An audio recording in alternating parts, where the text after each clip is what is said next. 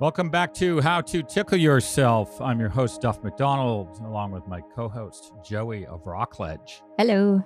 I said this last week, and I'll say it again this week. We love talking to people who make music on this program. Why is that? Because musicians and singers know how to tickle the now. They take the present moment and using their instruments, their bodies, and their voices, they warp it into sound.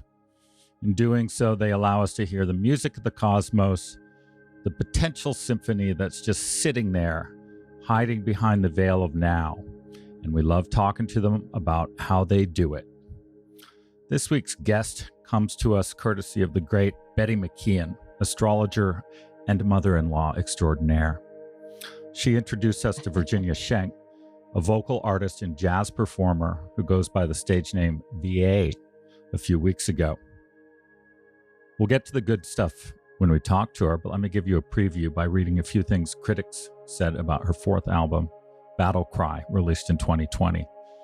It was described as, quote, a powerful salvo, one of my favorite words, creativity on parade, which is just awesome to even think of, and explosive vocal jazz magic. And I would say as a jazz singer, it probably can't get much better than that. She's a social activist.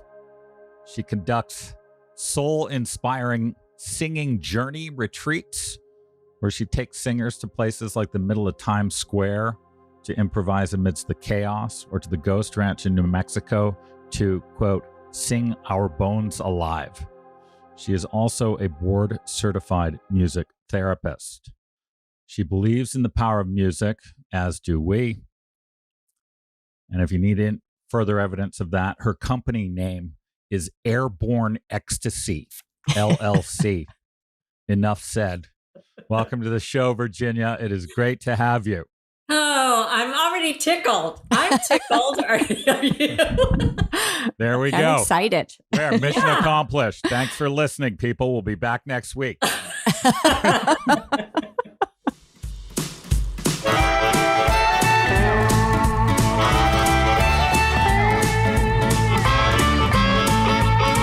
At the present moment, traveling town to town, the mystery of the motion, right here, right now, right here, right now, whoa, right here, right now.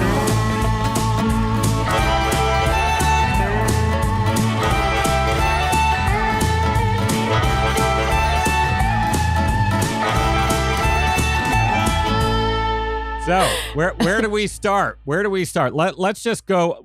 Let's go with jazz. It's the most fun. How'd you make your way to jazz? How'd you become a jazz singer? Okay. That could take a long time, so I'll try to be sort of succinct. I grew up in a very musical family, but we had everything in the family. Parents would play everything. I was in, church music, school music, musicals, etc. And I kept asking about jazz, but I was in Central Florida in the era that I grew up, and my parents didn't really know where to take me, and we didn't have that environment at that time.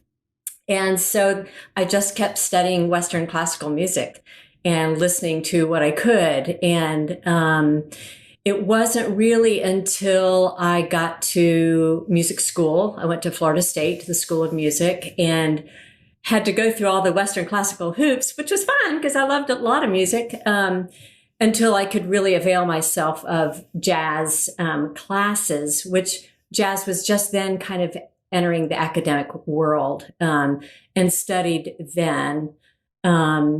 But still, I might say that jazz is still so taught by ear, on the scene, in the streets. And, I'd study at school, I'd study piano. I was actually quite focused on piano in college, but then I would go sing with my friends down at the bars, afterwards, or the restaurants or whatever.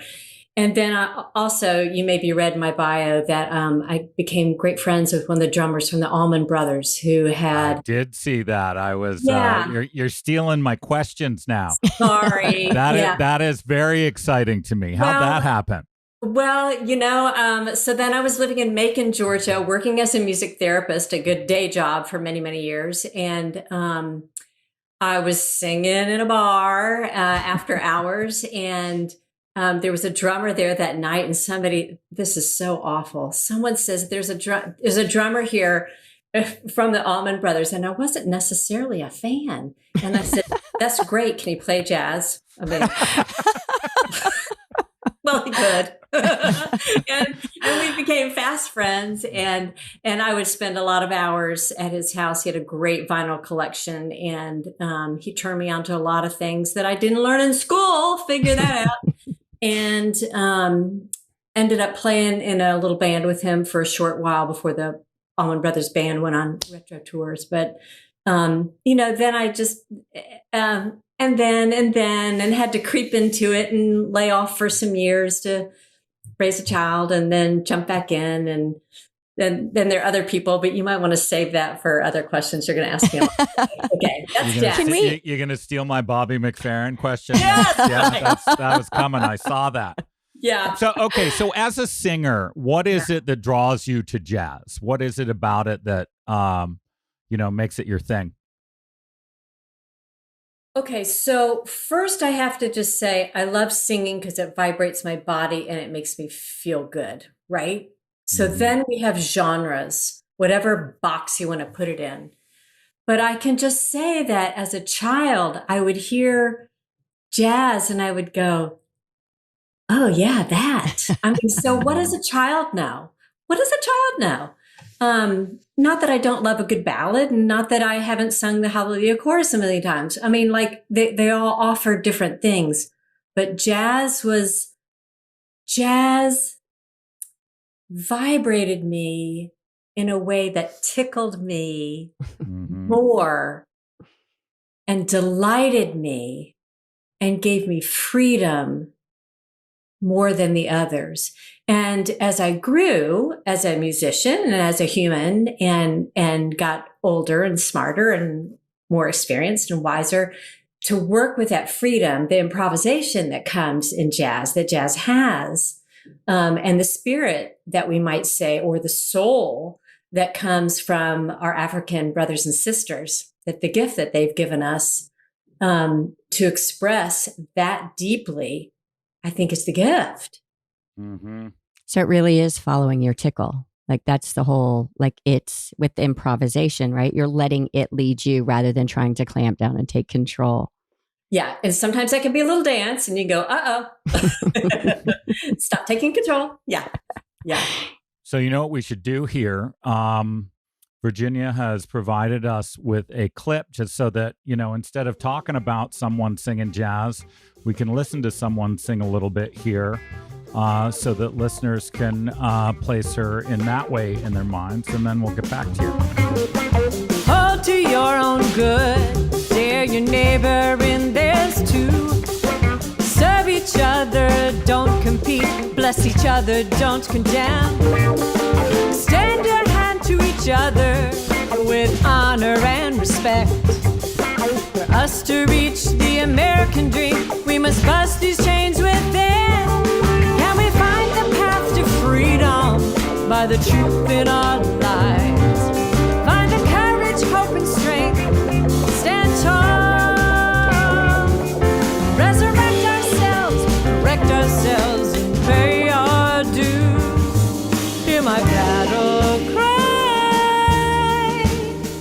I will live in truth. Well, that was beautiful. Okay. So I think we understand now a little more about your tickle. So stepping back, it seems like you have like a multi-pronged thing going where you do music like 6 ways, right? You are a music therapist. You do these singing journeys. You merge music with social activism. So what is it about music itself that, carries you through your own life and is basically the anchor of all these things? Oh my gosh. It's the center of life. It's my muse. It's my divinity, if you will. It's everything. It's the way I express, as Miles Davis would say, that thing. That thing. We're trying to get to that thing.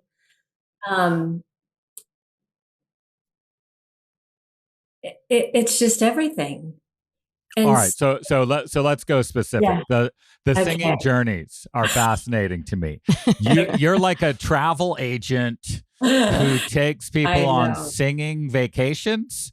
Tell us about them. Isn't it crazy? Well, because it tickles me. And I figure if I'm interested in this, surely other people are interested in this and they want to come with me and sing, right? So essentially what I love to do is I love to teach people to improvise. And improvise, there can be a large strata of that. And I say, if you can talk, you can sing, and you can improvise. So come on. I take anybody of any ilk who wants to step up to the plate. But I am greatly informed by other cultures and by nature.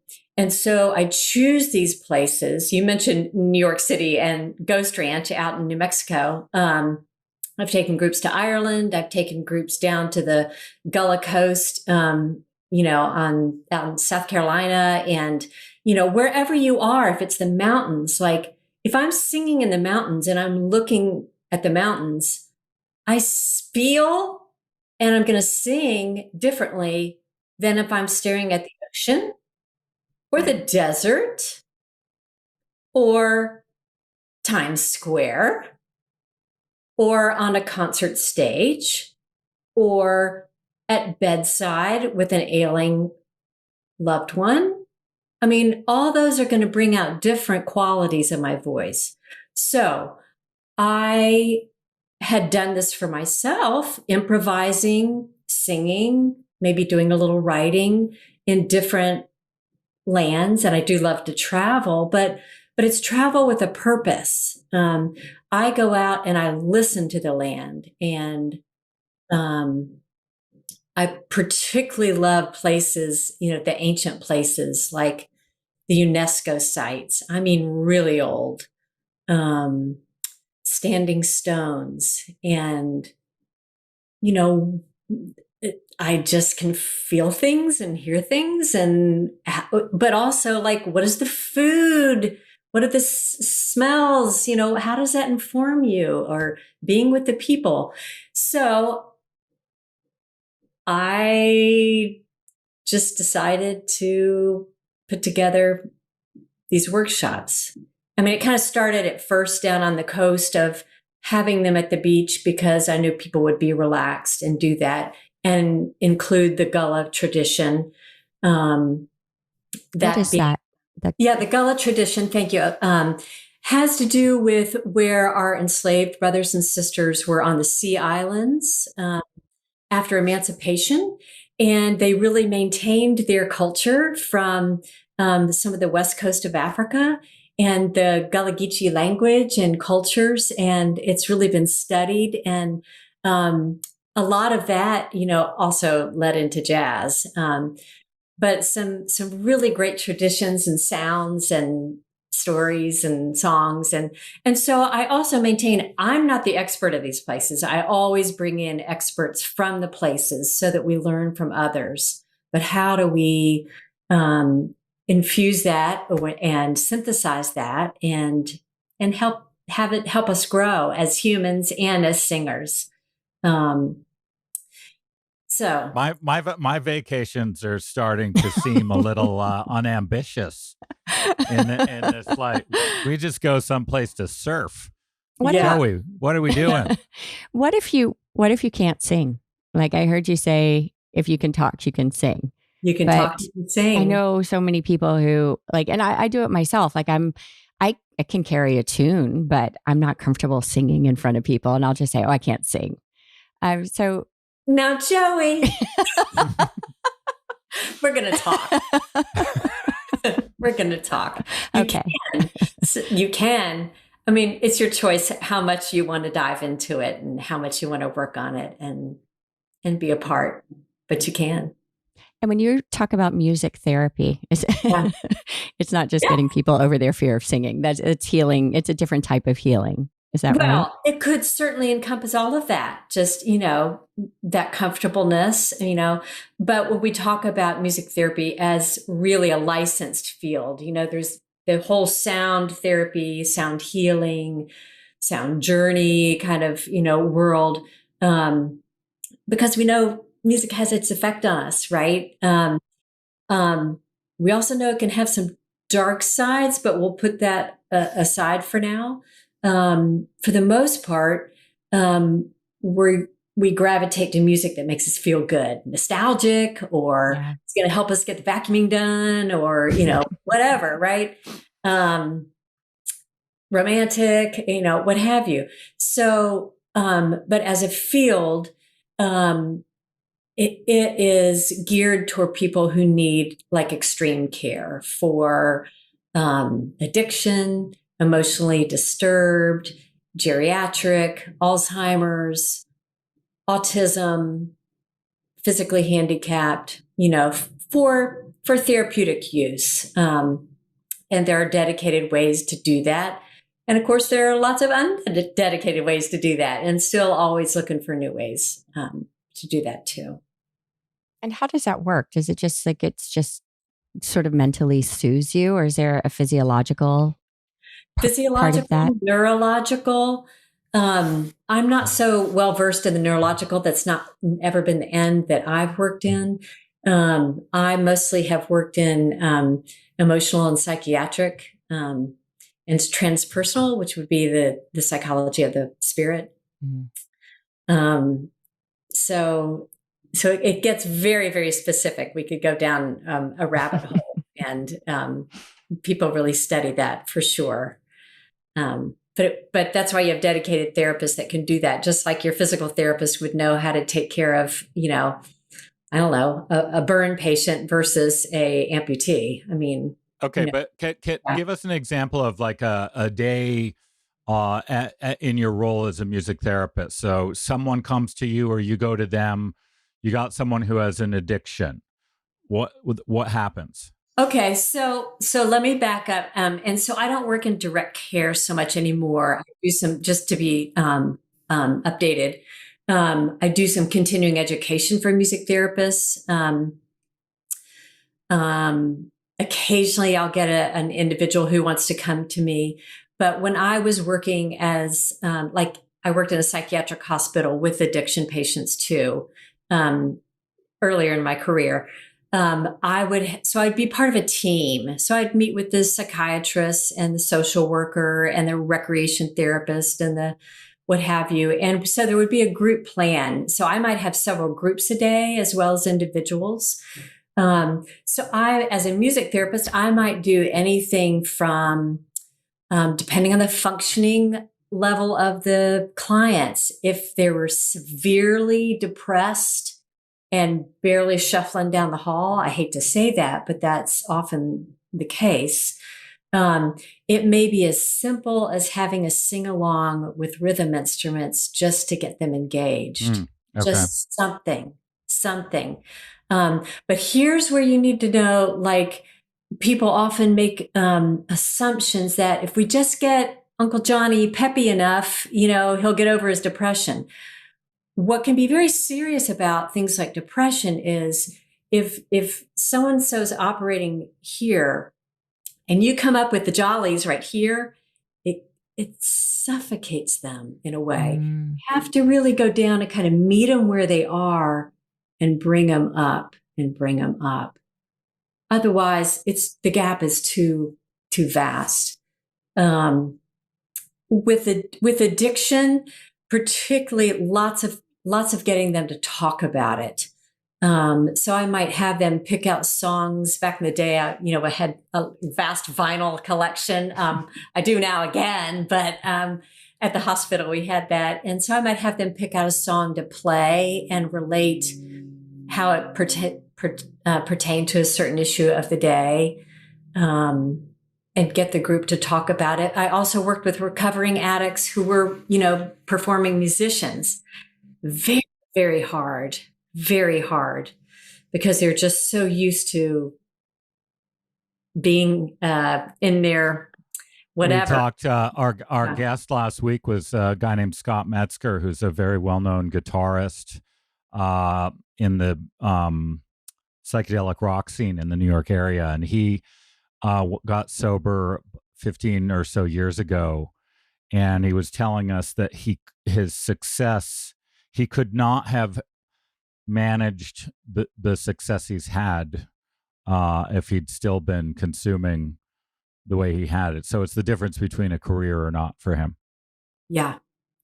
I love it. I know we just lost Tina Turner last week, but I saw a quote by her, where she really, after she left Ike, that she gathered her wits about her and put herself together and said she had a clear mind, and she too, no drugs or alcohol. Mm-hmm. Full focus. Yeah. Yeah. Shifting gears, I did not ask my Bobby McFerrin question. I guess you studied with him and have performed with him. Tell us about that relationship. Well, very delightful. Another certainly penultimate point in my life. He does this thing called circle songs and is still doing that. Was done in upstate New York, which is where I met him initially. He's now out in San Francisco again. So folks can look to that. There's some group things that go on if that's of interest to you. That's how I met him initially. And circle singing is like group singing improvisationally. Yes. And he'll get everybody singing in soprano, alto, tenor, bass, if that makes any sense to you, or more parts. And kind of like an instant chorus in harmony. And so I studied that with him and improvisation. And also with one of his Voicestra members. He calls it the Voicestra. Rhiannon. I did a deep dive study with her for a year back in those days, and really helped launch me along in my teaching, which was super, as well as performing. And so then, he was in Atlanta 2008. Wait. 18? Wait, yeah, 2018. Where are we? What's time anyway? And called on me to bring together some folks because he's always so inclusive. Wow. Got to perform with him then here in my hometown of Atlanta, which was really great. Yeah. I'm afraid to ask this question because I have a feeling I'm going to come out on the wrong side of it. I'm afraid to answer it. So Joey does herself a disservice by saying she can't sing. So when I historically my whole life, if I go to a concert of someone that I love, right? Say, for example, Bob Dylan. It never occurred to me to sing with him. I went to see him sing. When Joey goes to see her favorite bands, it's a sing-along. It's a sing-along for sure. But you're singing with a group and you can't really be heard. What is it? Am I restrained? Do I have to uncork something here so I can sing? I actually was like, the first time I saw it, I was like, wait a second. If you're singing, you can't hear your favorite band sing. So why are you even here? And of course, it's for something different, community and fun and the spirit of the moment. But I was like, wait, what is everybody doing singing over top of their people? Where do you come out on that one? Okay, how's this working in the relationship? It's great. We're fine. She's got a beautiful voice. So, All Joe, right, that was actually a trick question. Yeah, there is no answer to it. Let's. So on your website, what's interesting is you talk about social activism. I did not actually see that coming. Your site is resembles a performer's website. And then suddenly I'm sitting here reading about your grandmother being a suffragette in Philadelphia. So I gather you have, again, mixed music and social issues and causes as to be trying to be an agent for change. So tell us about sort of how you think about that stuff. well, it really hit me. Was it 2016? See, I get my years mixed up. When we had a certain election, and I was performing and encouraging people to vote, and realized that, thinking about it was my mother's mother who was the suffragette and was pregnant with my mother. And I knew there had been voter apathy. And I'm like, this is crazy. 2 generations. And women were fighting for their own right to vote. We're not even talking about our friends of color, male or female. So I really started just encouraging people from the stage, like, get out and vote. And I started singing things like Abraham, Martin, and John, and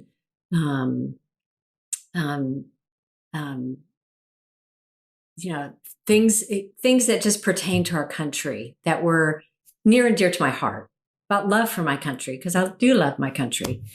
And as things progressed, we know our country's had some trouble here and conflict, and I really realized that I couldn't keep quiet about it, that I had been a little bit too passive about it for my taste.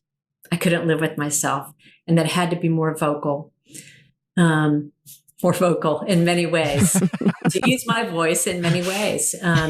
So that's when Battle Cry came out. And my Battle Cry, it's interesting because I've had lots of interest from the military or other places.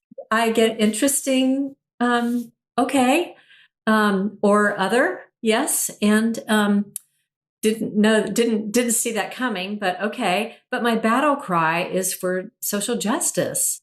So that's my battle cry. Virginia has shared the stage with one of your favorite writers, I think, Joey, Marianne Williamson. Yeah, I love her. Yeah, I really do.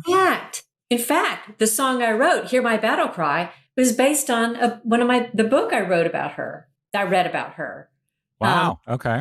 Yes, inspired by her. That's in my liner notes, and I'm sorry I forget which book it is of hers at the moment, but so inspired by it. And I had shared it. I was on a podium, with her some weekend, and anyway, yeah, so she's great. Very inspiring woman and very clear. Yeah, I like her a lot. Yeah. So anyway, so then of course, the CD came out in January. By end of March, we're in lockdown. I was supposed to do a tour through civil rights museums, and as a way of also giving back. There we had some things set up to do that. Those did not come to pass because of COVID. And then by the time it made sense to even physically do that, the world had changed, and that just was not the right fit. But the CD's done well, and some of the songs have become really great standards for holidays and stuff. It's kind of strange, but so I'm very glad to have done it, and it's served its time. And so all during COVID, I did lots of consulting for social activists and helping bridge some gaps with artists and social activism and DEI issues and how to do that mindfully and things like that. So it's music as an agent for change, right? It really is. it is. And if you think about it all through history too, like I think about, That's I grew up right. chanting, like we would go to our meditation center and we would do a fast chant, and you do that to purify your mind and your body and the environment around you. Yeah. And so it seems like that your whole life is sort of, music is your acting force, your agent for change. I don't know how else to do it. And we hope for the best, right? You even think of Mahalia Jackson, that Martin Luther King would call her up and say, give me a song. He'd be at a depths of despair, and they were buddies, and he would call her up and she'd sing to him in the night. Wow. I remember years ago just noticing, I was like, music is one of the few things in my life that can make me feel the way another person can make me feel. Like it can elicit that sort of strong emotion. And I can't really think of anything else that can do that in the same way. Like it can make me feel intense love and your garden. I think my garden. Yeah. Now, yeah, my garden does. It does. That's great. Yeah. It lights my soul. All right. Favorite all-time jazz singer? Abby Lincoln. Okay, that's new to me. We'll have to check her out.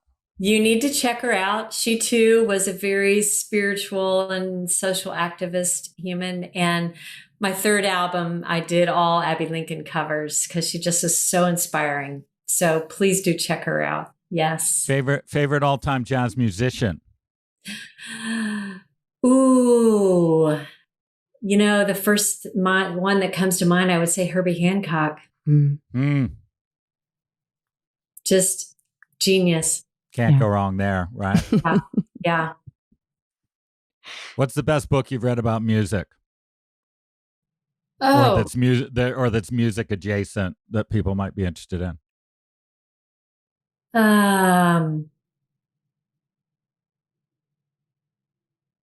Gosh, that's a tough one. All right, I've got one for you here. I've got one for you here that I'm not recommending because I haven't read it yet, but a friend gave it to me, and he's a musician. He's a very good musician, and he insists that I need to read it. It's called The Music Lesson by Victor Wooten. Okay.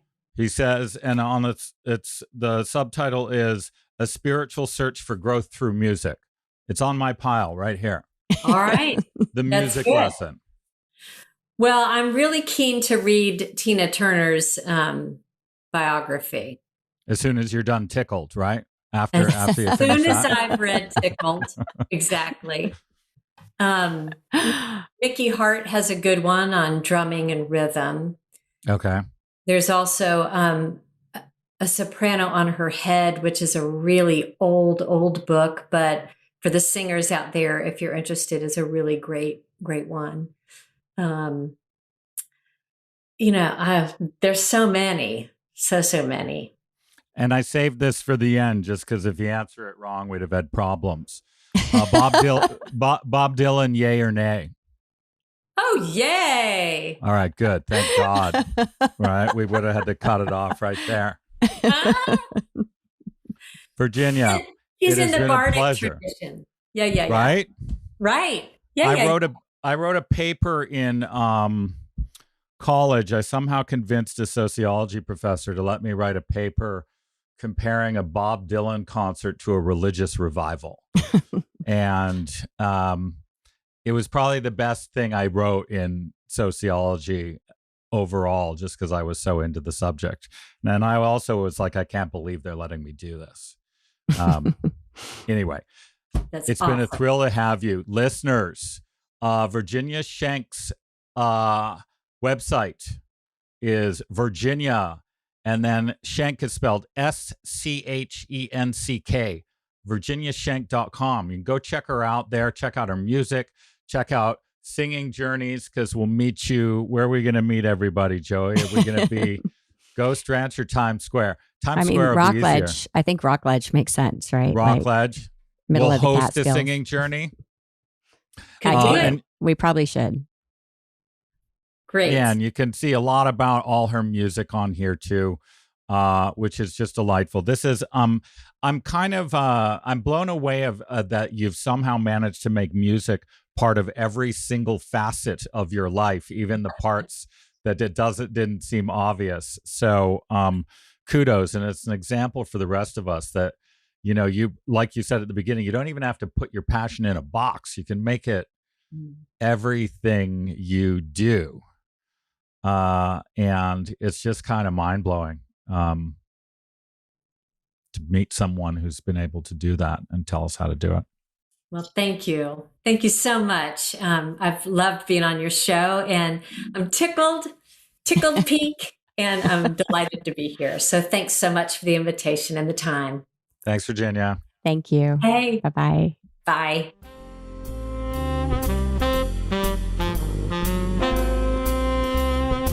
All right. So that is following your passion for anyone who's listening, or your tickle. She made it her job. She made it her side job. She made it her side job. Music everywhere. It's kind of amazing. Diving in head first, right? And those the singing journeys, I would be nervous myself, right? But it's like, it sounds so great, like to go somewhere with a group of people and sing together. Well, like we not sang. as a choir. We sang at home. Like, Betty would have us, we sang in car rides when we would go to my grandmother's house. We'd have 2 hours in the car and we would sing. That's how she would keep us entertained. And, and then we got into chanting when I was, I guess, 9. So I always sing, just not necessarily. I did for a very brief period of time when people could hear me. I did some for, acting stuff. It's nerve wracking. You're so vulnerable singing in front of people. It was kudos to anyone who does it. Like it takes guts, I think. But also just like, helps you to let go, I guess. I'm not a singer, never really sung. And like I said earlier, at concerts, it wasn't because I was embarrassed to sing. I just didn't think, it was like, I'm not here to sing. No, I've always sung. Right? Yeah. All right, listeners, Virginia Schenck, check out her stuff. It's just a really great career. She's it's all music all the time, both as entertainment, as travel, as healing, as everything. It's right, like you said, Joey. It's like she realized the power of it and is just sort of using it everywhere she turns. All right, so I've got one for you here. It's not a typical one.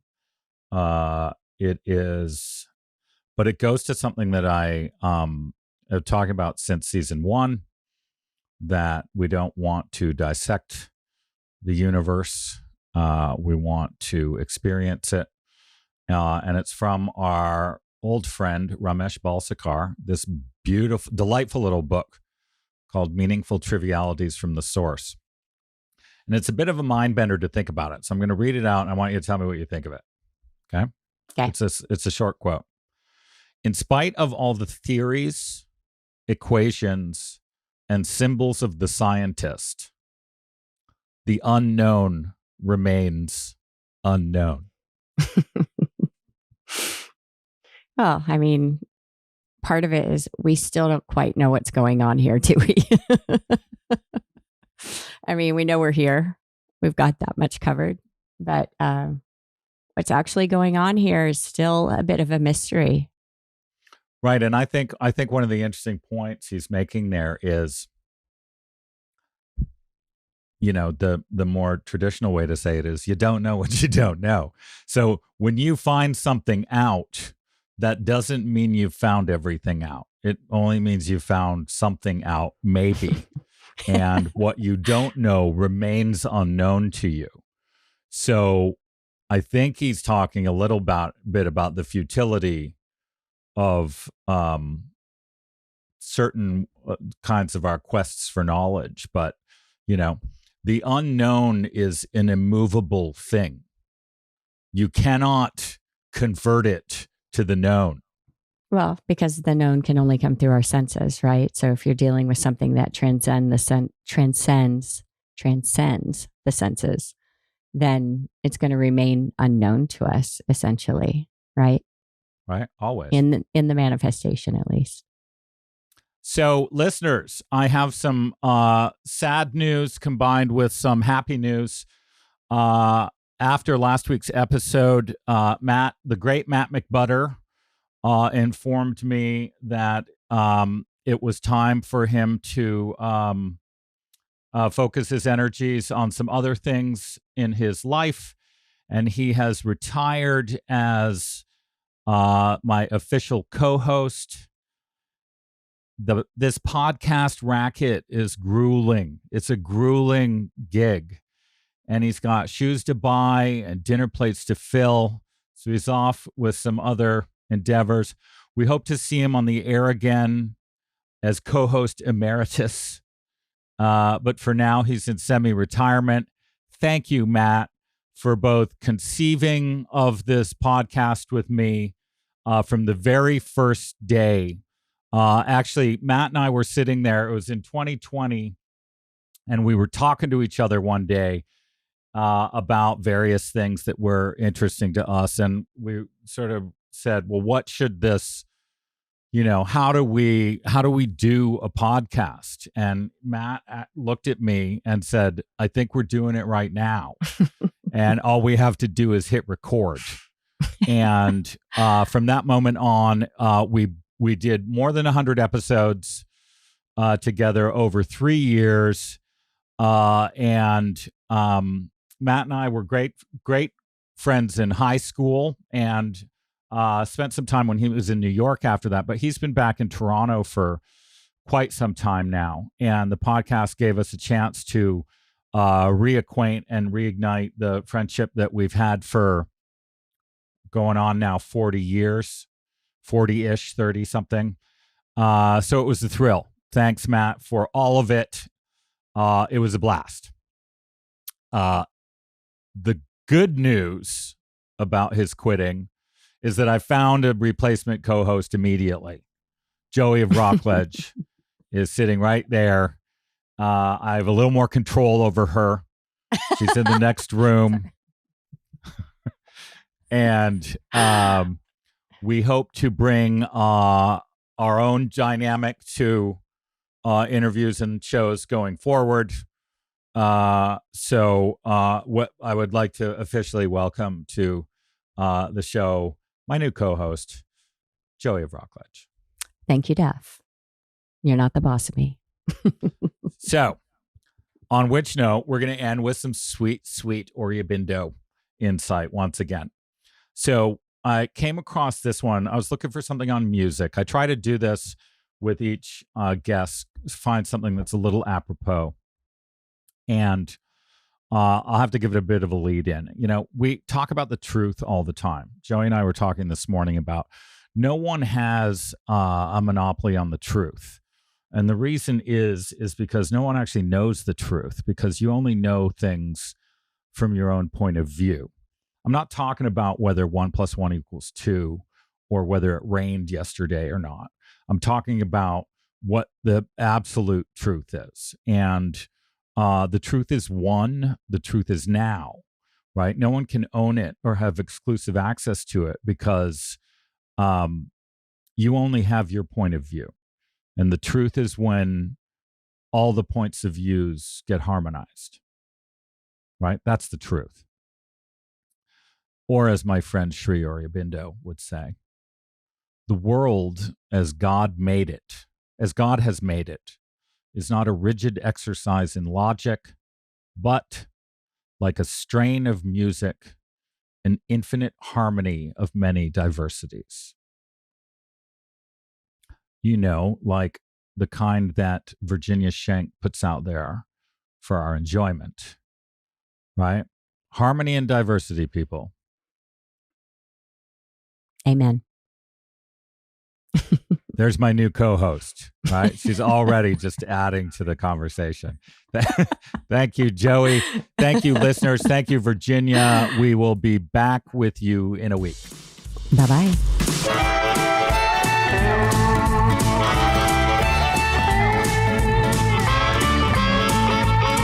At the present moment, traveling town to town, the mystery of the motion, right here, right now. Right here, right now. Whoa, right here, right now.